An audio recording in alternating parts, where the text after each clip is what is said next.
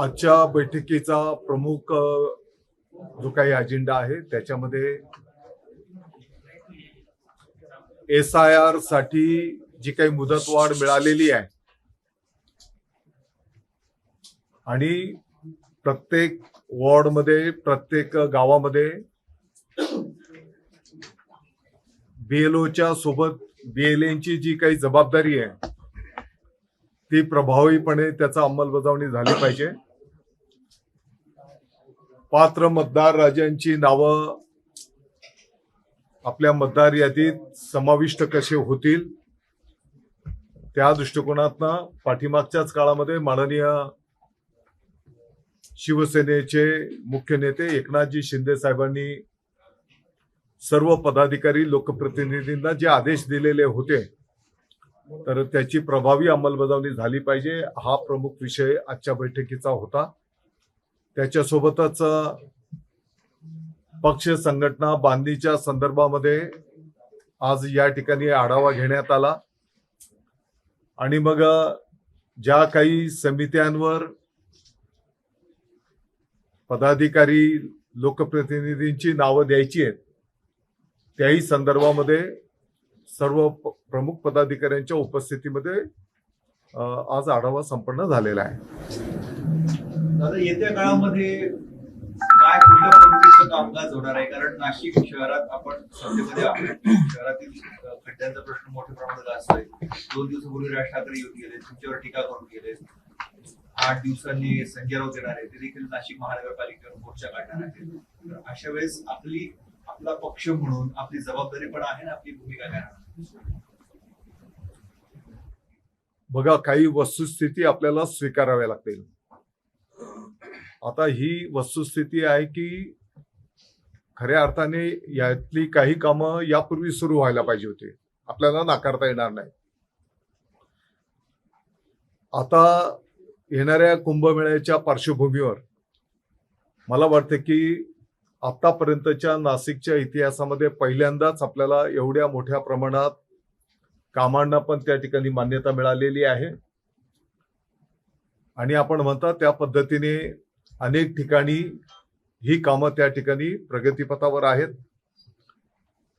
अगदी परवाला पण माननीय मुख्यमंत्री महोदयांनी या संदर्भातला आढावा घेतला तर त्या आढावा बैठकीमध्ये पण मी हे निदर्शनास आणून दिलं की बाबा सर्व डिपार्टमेंट्सनी एकमेकांशी समन्वय साधला पाहिजे।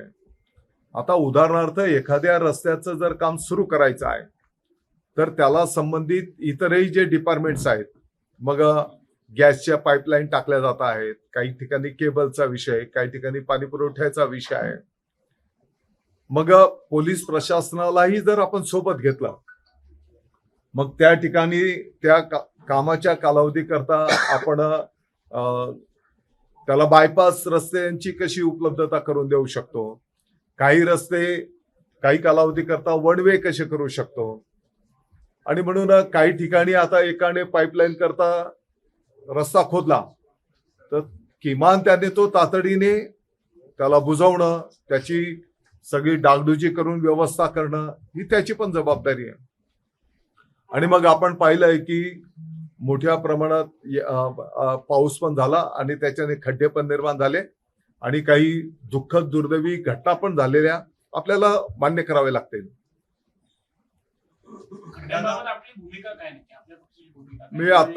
मी कोणती गोष्ट झाकून लपून बोललो का? खड्डे झालेले हे कोणाला मान्य असतील, परंतु जसं मी सांगितलं की या विषयाशी संबंधित 3-4 डिपार्टमेंट्स आहेत आणि त्या 3-4 डिपार्टमेंट्सनी एकमेकांशी समन्वय साधला पाहिजे। मला वाटतं की परवाच्या बैठकीमध्ये माननीय मुख्यमंत्री महोदयांनी काही विभागांना अतिशय चांगल्या पद्धतीने मार्गदर्शन केलेलं आहे। पहिल्यांदा असं होतंय, आता याआधी पण अनेक वेळा कुंभमेळा झाला, नागरिक त्रस्त आहे, नागरिकांना तो कुंभमेळा नकोसा झालेला आहे। ज्या साधू महंतांसाठी आपण म्हणतो त्यांच्यासाठी कुंभमेळा करतो, ते सरकारवर नाराजी व्यक्त करतायत, अधिकाऱ्यांवर नाराजी व्यक्त करतायत। मग हा कुंभमेळा नेमका कोणासाठी होतोय, त्याचं काय पुढे असणार आहे? तुम्ही म्हणता त्या पद्धतीने काही अडचणी आहेत, आम्ही नाकारत नाही. परंतु शेवटी आता आपल्या नाशिक एक ऐतिहासिक पौराणिक परंपरा आहे आणि आपल्याला सगळ्यांना मिळून हा त्रास होतोय, मी काही नाकारत नाही. परंतु शेवटी सगळ्या जगातनं आणि संपूर्ण भारतातून भाविक आपल्या नाशिकला कुंभमेळ्याच्या निमित्ताने येणार. तर तोपर्यंत ही सगळी कामं जलद गतीने क्वालिटीमध्ये कशी मार्गी लागतील, तर त्या दृष्टिकोनातून आपल्याला सगळ्यांना लक्ष घालावं लागेल. समन्वयाचं म्हणाला, मात्र अनेक लोकप्रतिनिधी जे आहेत महापालिकेचे ते तक्रारी करतात की महापालिकेचे संबंधित अधिकारी आमचं ऐकत नाहीत. अशा अधिकाऱ्यांवरती आपलं काही नियंत्रण वगैरे नाही, मला वाटतं की वरिष्ठांच्या कानावर या गोष्टी आम्ही घालू आणि शेवटी स्थानिक पातळीवरच्या लोकप्रतिनिधीला त्याचं सविस्तर माहिती असते आणि ते काम चांगलं कसं होईल, लवकर कसं होईल, या दृष्टिकोनातून त्याची पण सकारात्मक भूमिका त्या ठिकाणी असते. आणि म्हणून या संदर्भामध्ये ज्या काही तक्रारी असतील वरिष्ठांच्या कानावर घालून त्या या आधीचा कुंभमेळा फक्त नाशिक महानगरपालिकेने केला होता. मागचा कुंभमेळा तो यशस्वी झाला होता. आता प्राधिकरण आणलं, महापालिका आहे, प्राधिकरण आहे आणि त्याचबरोबर कुंभमेळा आयुक्त आहे. तुम्ही जे मला म्हणत होते समन्वय नाही, आता तुमच्या आजूबाजूला लोकप्रतिनिधी आहे, कुंभमेळा आयुक्त त्यांचंच काय ऐकून घेत नाहीये. यांनी सूचना करणं वेगळं, यांचं काही दखल घेणं हा तर खूप पुढची गोष्ट झाली. पण यांच्या एका फोनवर सुद्धा कोणी अवेलेबल होत नसेल तर लोकप्रतिनिधी काय करणार? बघा, या संदर्भामध्ये परवा माननीय मुख्यमंत्री महोदयांनी अतिशय विस्तृत प्रमाणात बैठक घेतलेली आहे आणि त्या बैठकीमध्ये मुख्यमंत्री महोदयांच्याही निदर्शनास काही बाबी आलेल्या आणि ज्यांचे कान टोचायचे त्यांचे कान स्वतः माननीय मुख्यमंत्री महोदयांनी टोचलेले आहेत आणि मला वाटतं की त्याचे दृश्य स्वरूपात परिणाम दिसून येतील. नाशिकला पालकमंत्री नसल्याने परिस्थिती उद्भवली असं देखील आरोप केला. आता कुठलाही विषय आता त्या विषयावर आम्ही नाही सांगतो. आणि आयुक्तांची इतके मनमान चालले की 3-4 वर्षामध्ये जेवढे त्यांनी कामकाज केलेलं आहे ते कोणाला विश्वासात न घेता केलेलं आहे. आज आता आपली जिल्हाधिकारी कार्यालयामध्ये नाशिक जिल्ह्याची शिक्षणाच्या संदर्भामध्ये आढावा बैठक आहे. त्यामध्ये प्रामुख्याने आपल्याला माहिती आहे की पाठीमागच्या काळामध्ये देश पातळीवर PGI इंडेक्समध्ये कोल्हापूर जिल्हा आपला देशात प्रथम आला होता आणि मग त्यांनी केलेले चांगले बिंदू समोर ठेवून संपूर्ण राज्यभर त्याची अंमलबजावणी आता विभाग करायला घेतो आहे आणि त्याचाच संदर्भातली आढावा बैठक आज आपल्या पालकमंत्र्यांचा निर्णय नाशिक जिल्हाधिकारी कार्यालय, मुख्य कार्यकारी अधिकारी, सर्व लोकप्रतिनिधी यांच्या उपस्थितीमध्ये संपन्न होते आहे. पण त्याच्यामधला मुद्दा असा आहे की तुम्ही ज्या जिल्ह्यात येता तो जिल्हा मागच्या काळामध्ये 6व्या स्थानी होता, आता तो जिल्हा 12व्या स्थानी गेलेला आहे इंडेक्स मध्ये. पायाभूत सुविधांमध्ये जरी आपण पुढे गेलेलो असलो तरी दुसऱ्या अनेक बाबी आहेत ज्याच्यामध्ये मागे पडलेलो आहोत. पुढील काळामध्ये काय आपण सुधारणा? असं नाही, आपले गुणांकन वाढलेले आहेत परंतु महाराष्ट्राच्या अनेक जिल्ह्यांचे गुणांकन वाढलेले आहेत, ही गोष्ट लक्षात घ्या. आणि अनेक जिल्ह्यांनी चांगली प्रगती केली, अर्थात आपल्या नाशिक जिल्ह्याने आणखी प्रगती केली पाहिजे आणि म्हणून आजची आढावा बैठक त्याचाच एक भाग आहे. जसं मी बोललो की मागच्या वर्षाला कोल्हापूर देशात प्रथम आलाय आणि मग त्याच्या चांगल्या गोष्टी आता संपूर्ण राज्यात, आता आपल्या नाशिक जिल्ह्यामध्ये पण त्याची अंमलबजावणी आपण करतो आहोत. आता शिक्षकांच्या नियुक्त्या रखडलेल्या आहेत, बरेच वर्ष झाले. आपण एका बाजूला SIRच्या कामाला सर्व शाळा ओस पडलेल्या आहेत. शिक्षक भरतीची प्रक्रिया सुरू झालेली आहे. पवित्र पोर्टलवर उमेदवारांच्या नाव नोंदणीच्यासाठी 11 पर्यंतची मुदत होती. माझ्या माहितीप्रमाणे काही लाखामध्ये नोंदणी पण उमेदवारांनी केलेली आहे. आपल्याला माहिती आहे की स्थानिक स्वराज्य संस्था, शासकीय शाळा, आदिवासी विकास आणि काही शैक्षणिक संस्था यांनी शासन जो मेरिट प्रमाणे पवित्र पोर्टलद्वारे उमेदवार येईल त्याला मान्यता त्या ठिकाणी दिलेली आहे आणि म्हणून एका जागेच्यासाठी एक उमेदवार याची पण नोंदणी त्या ठिकाणी आता प्रगतीपथावर आहे आणि ज्या एडेड स्कूल आहेत अनुदानित संस्था त्या जागेच्यासाठी एका जागेच्यासाठी 3 उमेदवार अशी आता नोंदणी उमेदवारांची नोंदणी प्रगतीपथावर आहे. मला आता जी 11 तारखेपर्यंतची जी मुदत होती काही उमेदवारांनी या संदर्भातल्या सूचना केल्या की थोडस मुदत वाढवून दिला पाहिजे. ती सूचना मान्य केलेली आहे आणि ती मुदत आता 13 तारखेपर्यंत वाढवून देण्यात आलेली आहे आणि म्हणून मला वाटतं की अतिशय क्वालिटी शिक्षक गुणवत्तापूर्ण असलेला शैक्षणिक उच्च पात्रता धारक असलेला शिक्षक आता आपल्या संपूर्ण राज्याच्या साधारणपणे 30,000 पेक्षा जास्ती शिक्षक भरती आता संपन्न होणार आहे. दादा ही जी आपण मुदत वाढवली मात्र ओटीपी मिळत नाहीये, प्राधान्यक्रम डाउनलोड होत नाही, त्याच्या- अशा काही अजून पण आहेत 13 पर्यंत आपण केली ती सुद्धा वाढावी अशी देखील मागणी आता संघटना नाही आता अजून 11 यायची बाकी आहे उद्या. तर उद्यापर्यंत आणि मग त्याच्यासाठीच्या ज्या सूचना आलेल्या तर ती 2 दिवस आणि तुम्ही म्हटले ते बरोबर आहे. एकाच वेळेस त्याच्यावर कारण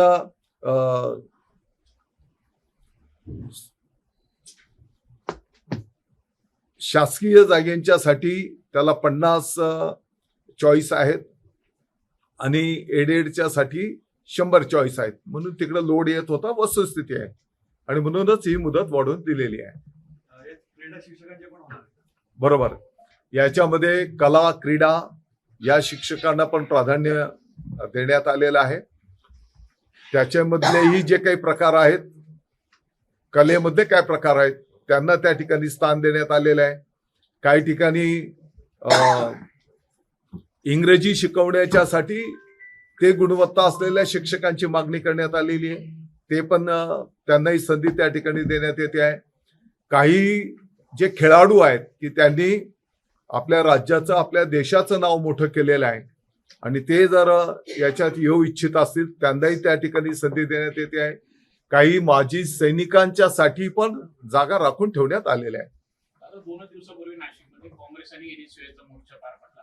त्यांनी तुमच्या राजीनाम्याची मागणी केली. शिक्षण खात्यातील भ्रष्टाचार, टीईटी असेल हे सगळे काही विषय येतात त्यामुळे कुठेतरी तुम्ही मला वाटतं की जिथपर्यंत टीईटीचा विषय आहे आपण जर बघितलं असेल तर सभागृहामध्ये अधिवेशन चालू असतानाच हा जो काही मुद्दा उपस्थित झाला होता त्यामध्ये सविस्तर निवेदन म्हणजे त्याची पद्धती काय असते त्याची माहिती त्या ठिकाणी देण्यात आलेली आहे.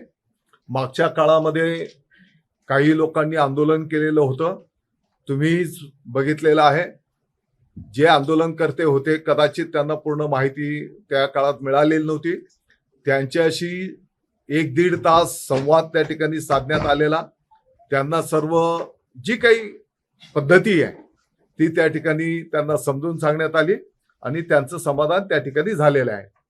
आणि म्हणून टीईटीची काय कार्यपद्धती असते गेल्या अनेक वर्षांची काय परंपरा आहे आणि मग स्वायत्त संस्थेच्या माध्यमातून याची सगळी प्रभावी अंमलबजावणी त्या ठिकाणी केली जाते आहे. आणि आता टीईटीचे जे घोटाळे करू इच्छित होते त्यांनी ते घोटाळा करण्याच्या पूर्वीच पोलीस प्रशासनाने मिळालेल्या गोपनीय माहितीच्या आधारावर ऍक्शन घेऊन म्हणजे ते होण्याच्या आधीच त्यांना पकडण्यात आलेलं आहे. माझ्या माहितीप्रमाणे ती सगळी लोक आता कोठडीमध्ये आहेत आणि त्याच्यावर आणखी खोलात जाऊन त्याचा तपास झाला पाहिजे. आणखी जे जे कोण दोषी असतील त्याच्या पाठीमागचे ते सगळे त्याच्यावर कारवाई झाल्या पाहिजेत. एवढंच नाही तर या गुन्हेगारांना मकोका द्वारे कारवाई झाली पाहिजे ही पण मागणी आम्ही त्या ठिकाणी केलेली आहे. शालर तायडे घोटाळ्याची व्याप्ती नाशिकमध्ये वाढली आहे. उपसंचालक अजूनही फरार आहेत. आता या संदर्भातले गुन्हे दाखल आहेत. पोलीस प्रशासन जे काही कायदेशीर कारवाई आहे ती करेल. आता मागच्या आठवड्यात नाशिककरांनी बरेच तुमची बोगस शिक्षक अस्तित्व होतोय, अनेकांनी फसवणूक केली. आता नुकताच देवळाली कॅम्प येथे 11 जणांवर गुन्हा दाखल झाला आहे. वारंवार अशा स्वरूपाचं फसवणुकीचे घटना समोर येत आहे. काही याबाबतची एसओपी किंवा काही गाईडलाईन्स असतील का? हे सर्व जे प्रकार आहेत, आपण जर माहिती घेतली तर पूर्वीच्या काळामध्ये काही तर अतिशय गंभीर स्वरूपाचे प्रकार आहेत, ही वस्तुस्थिती आहे. परंतु आत्ताच्या घडीला या सर्व गोष्टी ई प्रणालीच्या माध्यमातून आता ऑनलाईन सगळ्या बाबी करण्यात आलेल्या आहेत आणि म्हणून येणाऱ्या काळामध्ये कुठलाही गैरप्रकार होऊ शकणार नाही अशा प्रकारचं प्रावधान त्या ठिकाणी करण्यात आलेलं आहे. आणि जुन्या काळी जे काही चुकीच्या गोष्टी झालेल्या आहेत त्याची स्वतंत्र SIT नेमून चौकशी प्रगतीपथावर आहे आणि त्या चौकशीमध्ये जे जे काही दोषी चुकीचं आढळून येईल त्याप्रमाणे पुढच्या कारवाया केल्या जातील. मागच्या आठवड्यात दादा नाशिककरांनी बरीच तुमची आठवण काढली ज्यावेळेस नाशिककर खड्ड्यात पडत होते. मंत्री जिल्ह्याच्या राजकारणाचे पण एकही मंत्री उपस्थित नव्हता. अशातला काही भाग नाही. मला वाटतं की प्रत्येक गोष्ट बाबा दाखवण्याचा विषय नसतो. मी आताच बोलताना सांगितलं की काही दुःखद घटना झालेल्या आहेत, आपण त्या मान्य पण केलेल्या आहेत. आता परवाला रात्री 10 वाजता पेठ, सुरगाणा, दिंडोरी, नाशिकच्याही काही भागामध्ये भूकंपाचे धक्के जाणवले. मला वाटतं की तात्काळ 10:30 वाजेलाच मी स्वतः आता सुरगाणा असेल, पेठ असेल त्या भागातल्या पदाधिकाऱ्यांशी संवाद साधला. त्या ठिकाणी तिथले तहसीलदार पण आलेले होते. एक अर्ध्या पाऊण तासाने तहसीलदार स्वतः त्या गावाला तिथे भेट द्यायला गेलेले होते. त्यांच्याशी पण मी तिथे संवाद साधला आणि आता जी काही 3 वाजता बैठक संपन्न होणार आहे त्या बैठकीमध्ये आता काही शाळेंचं पण नुकसान झालंय, काही घरांचं पण नुकसान झालेलं आहे. तर हा सर्व मुद्दा मी जिल्हाधिकाऱ्यांच्या समोर ठेवणार आहे. दादा हे नेमकं आपण काय माहिती घेतली धक्केकडून आता पुढे काय कारवाई केली जाणार आहे? कारण 2-3 दिवसामध्ये 30च्या आसपास धक्के बसले. मला वाटतं की पाठीमागच्या काही कॅबिनेट्समध्ये या विषयावर पण चर्चा झालेली आहे आणि या क्षेत्रातले जे काही तज्ज्ञ आहेत आता ते त्यांच्या शास्त्रीय पद्धतीने ते त्याची मांडणी करत असतात का बाबा काही जे काही लेयर असतात त्या लेअरमध्ये काही गॅप असते आणि मग हे पावसाचं पाणी गेल्याच्या नंतर असं ते काही शास्त्रीय पद्धतीने ते त्याची मांडणी करतात. अर्थात आता येणाऱ्या काळामध्ये आपल्याला काय काळजी घेतली पाहिजे की जेणेकरून जीवित हानी, वित्तहानी होणार नाही. या संदर्भामध्ये आता उद्याच्याही कॅबिनेटमध्ये आम्ही हा मुद्दा उपस्थित करणार. दादा, कमी पटसंख्येमुळे राज्यातील अनेक शाळा ज्या आहेत त्या महाराष्ट्रातील जवळपास 1246 शाळांचा समावेश आहे. नाशिक जिल्ह्यातील 331 शाळांचा समावेश आहे. त्यामुळे हजारो विद्यार्थ्यांचं भवितव्य जे आहे ते टांगणीला लागले. याबद्दल काय? पहिली गोष्ट तर एकही विद्यार्थी शिक्षणापासून वंचित राहणार नाही ही शासनाची जबाबदारी आहे. परंतु आपण जर माहिती घेतली तर एक विद्यार्थी असलेल्या अनेक शाळा आहेत, 2 विद्यार्थी असलेल्या अनेक शाळा आहेत, 3 विद्यार्थी असलेल्या अनेक शाळा आहेत. म्हणजे पहिल्या 5 पर्यंत विद्यार्थी पटसंख्या 1ली ते 4थी धरून जरी तुम्ही बघितल्या तर अशा शेकडोच्या संख्येने शाळा आहेत.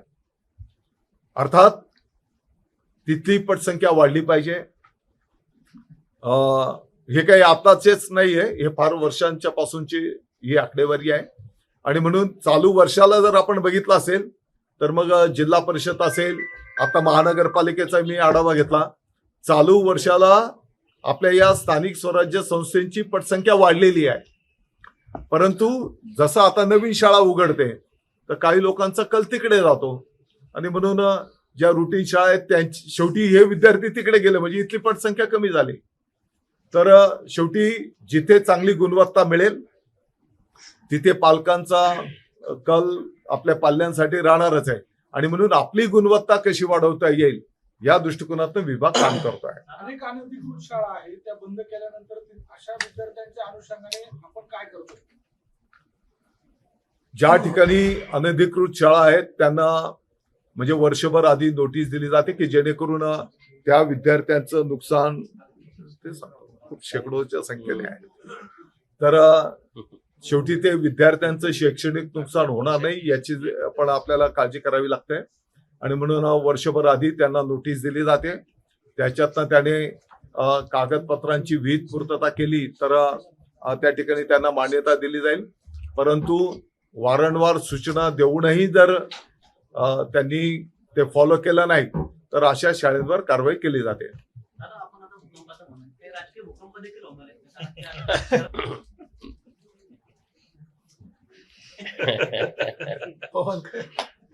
तुम्हाला जास्त कल्पना म्हणजे ऑपरेशन नाही वगैरे. तर काँग्रेसने जे विजय वडेट्टीवारांनी आपल्या इथं उदाहरण केले, चंद्रपूर जिल्ह्याचे काही स्कूल आहे त्या शाळांमधले पोषण आहार अत्यंत निकृष्ट दर्जाचे आहेत आणि ते लॅबोरेटरीमध्ये चेक केल्यानंतर विषय आलेला आहे. म्हणजे या विद्यार्थ्यांच्या दारूपेशी खेळण्याचा प्रयत्न सरकार करत आहे. कुठल्या जिल्ह्याचा? चंद्रपूर चंद्रपूर नावाचे गाव आहे तिथे पण ती शाळा चंद्रपूरमध्ये शाळेचा असा विषय आणि वडेट्टीवारांनी यावरती आरोप. चंद्रपूर जिल्ह्याचं मी तात्काळ तिथल्या संबंधित अधिकाऱ्यांना या संदर्भातली चौकशी करायला सांगेन आणि जर वडेट्टीवार साहेबांनी केलेल्या आरोपाप्रमाणे जर तिथे चुकीचं काम झालं असेल तर त्यांच्यावर कारवाई केली जाईल.